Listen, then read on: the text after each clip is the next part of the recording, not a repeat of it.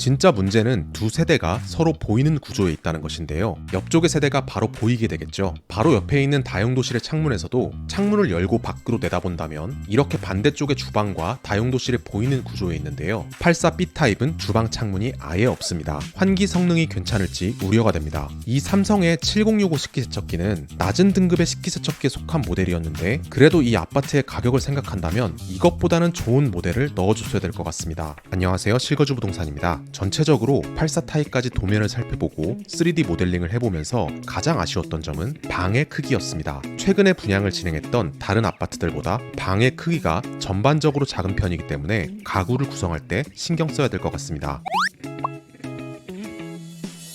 59A 타입은 3BA 판상형으로 구조도 굉장히 안정적이고 방 3개에 욕실 2개까지 온전히 있지만 일반 분양 물량이 저층밖에 없다는 것이 아쉽습니다. 이 아파트가 전체적으로 안방의 사이즈가 많이 작은 편인데 59 타입은 더 작게 느껴집니다. 59A 타입의 안방에 헤드 두께가 약간 있는 퀸 사이즈 침대와 붙박이장을 함께 구성해봤는데요. 공간이 거의 가득 차 있는 게 느껴지실 겁니다. 실제 모델하우스를 보시면 헤드와 프레임이 굉장히 작은 타입을 배치해놨는데요. 헤드의 두께가 조금만 두꺼워져도 이렇게 답답해지기 때문에 붙박이장 옵션을 선택하실 분들은 프레임 사이즈를 반드시 작은 걸 배치하셔야 됩니다. 이렇게 안방이 작은 대신 나머지 심실 2개의 사이즈는 일반적인 59 타입과 방 사이즈가 비슷합니다. 59A 타입은 3BA 판상형답게 주방이 굉장히 안정적인 구조를 가지고 있다는 장점을 가지고 있는데요. 이 타입에서 조금 아쉬운 점은 다용도실의 창문 배치라고 할 수 있습니다. 59B 타입은 음식물 처리기가 있는 하부장 위에 창문이 있지만 59A 타입은 창문의 위치가 반대로 되어 있기 때문에 지금처럼 높이가 조금 높은 트윈워시나 워시타워를 배치하면 창문이 완전히 가려지게 되는 구조입니다. 요즘은 세탁기와 건조기가 하나로 합쳐진 콤보 타입이 있으니까요. 59A 타입은 콤보를 사용하시는 걸 권장드립니다. 59B 타입은 전형적인 탑상형 타입이죠. 59 타입 중에서는 일반 분양 물량이 가장 많은 타입이기도 합니다. 거실에 양창이 적용되어 있다는 점이 눈에 띄는데요. 중심에 있는 위치에 당첨이 된다면 양창에 채광이 들어오겠지만 끝라인에 배치되면 채광은 메인 창에만 들어오게 됩니다. 59B 타입이 59A 타입보다 수납 옵션에서 조금 더 신경을 쓴 모습인데요. 공용 욕실 옆쪽에 상하부장이 빌트인 되어 있고 침실 2가 기둥으로 인한 공간 손실이 조금 있는데 기둥 앞을 가리면서 이런 식으로 붙박이장을 구성할 수 있는 옵션이 주어지고 있습니다. 아이디어는 꽤 좋은 편이라고 할 수 있는데요. 벽 쪽에 붙박이장이 구성된다면 침대와 책상을 동시에 배치하기가 약간 어려워지기 때문에 자녀가 2명 이상인 경우에는 이 옵션은 신중하게 선택하셔야겠습니다. 물론 설치를 할 수 없는 환경은 아닙니다. 의자 뒤의 공간이 확실히 좁아 보이죠. 59B 타입의 주방 공간은 59A 타입보다는 조금 협소하게 느껴지는데요. 모델하우스에는 소셜 다이닝 옵션이 포함되어 있는데 이 옵션을 포함하면 식탁이 약간 앞쪽으로 밀리기 때문에 냉장고까지의 거리가 조금 더 확보된다는 장점을 가지고 있습니다. 하지만 이렇게 구성하려면 해커 가구 옵션까지 선택을 해야 하기 때문에 가격적인 측면에서 많이 부담이 돼서 이 옵션을 선택하시는 분들이 굉장히 드물 것으로 보이는데요. 다른 아파트들에 비해서 사이즈가 전체적으로 작은 편이기 때문에 주방에 4인용 식탁까지만 구성할 수 있는 사이즈라고 볼 수 있습니다. 59 타입 중에서 여러분들이 가장 궁금해하실 타입은 59C 타입이실 텐데요. 59C 타입은 코너에 배치되는 탑상형 타입이지만 마통풍이 가능하도록 구성을 조금 변경해서 주방에 창을 냈습니다. 구성을 변경하니까 주방의 레이아웃이 상당히 특이하게 되어 있는데요. 레이아웃이 꺾여 있어서 그렇지 전반적인 구성 자체는 괜찮은 것으로 보입니다. 전반적으로 판상형과 비슷한 모양을 하고 있기 때문에 주방부터 거실의 공간 분리도 괜찮은 편이고요. 거실의 사이즈도 일반적인 59 타입과 비슷한 사이즈의 크기입니다. 하지만 59C 타입은 단지 배치상 좋지 않은 타입이라고 볼 수 있는데요. 주방 앞쪽이 이런 형태로 구성되기 때문에 이쪽으로 들어오는 기류 흐름이 판상형처럼 원활할 것으로 보이진 않습니다. 진짜 문제는 두 세대가 서로 보이는 구조에 있다는 것인데요. 얼마나 보일지 궁금해서 맞은편의 주방까지만 만들어 봤습니다. 우선 제가 말씀드린 부분부터 살펴볼게요. 지금 정면에 벽이 보이실 텐데 앞쪽에 이렇게 다른 세대가 가리는 모습이 되기 때문에 설거지 비유는 기대하기가 어렵고요. 앞쪽으로 조금만 이동해보면 옆쪽의 세대가 바로 보이게 되겠죠. 바로 옆에 있는 다용도실의 창문에서도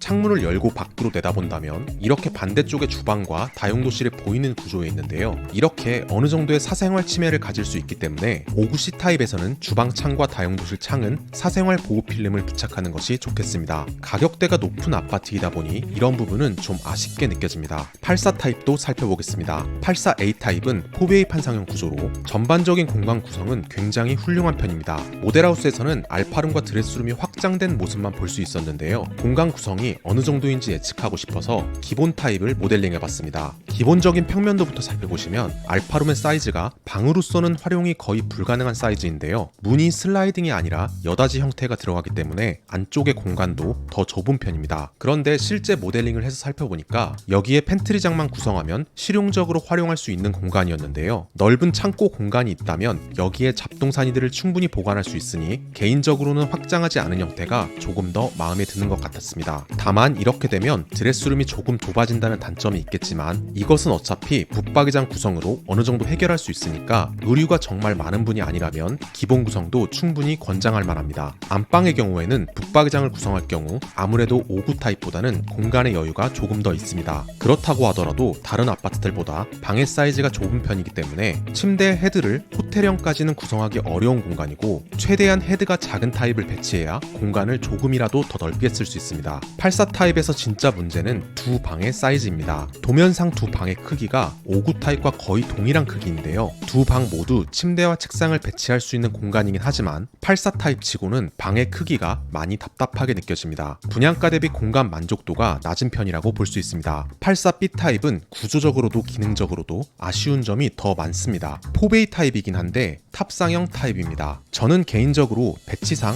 완전히 탑상형 타입으로 설계하는 게 더 나았을 것 같은데 왜 굳이 4베이 타입으로 뽑았는지 모르겠습니다. 이 타입은 4베이 판상형의 단점과 탑상형 타입의 단점을 모두 가지고 있습니다. 안 그래도 방의 크기가 작은 아파트에서 침실 1의 크기까지 유독 작게 나왔습니다. 붙박이장을 구성하고 침대를 배치하면 침대와 붙박이장의 거리는 괜찮아 보이지만 침대 헤드 쪽의 벽의 공간이 84A 타입보다 좁기 때문에 침대를 배치하면 침실 앞 발코니가 이용하는데 많은 불편함이 따릅니다. 뿐만 아니라 주방의 환기 성능은 일반적인 탑상형보다도 더 떨어집니다. 보통의 탑상형은 주방 창문이라도 주어지는데 84B 타입은 주방 창문이 아예 없습니다. 공간을 보시면 확실히 아파트 주방이라고 보기엔 조금 어색한 점이 있죠. 주방의 환기를 위해서는 다용도실의 문을 열고 다용도실 창을 통해서 할 수 있는데 조리대까지의 거리도 상당해서 환기 성능이 괜찮을지 우려가 됩니다. 이 타입의 단점을 보완하기 위해서는 성능이 높은 주방 후드의 설치가 필요하다고 생각이 드는데요.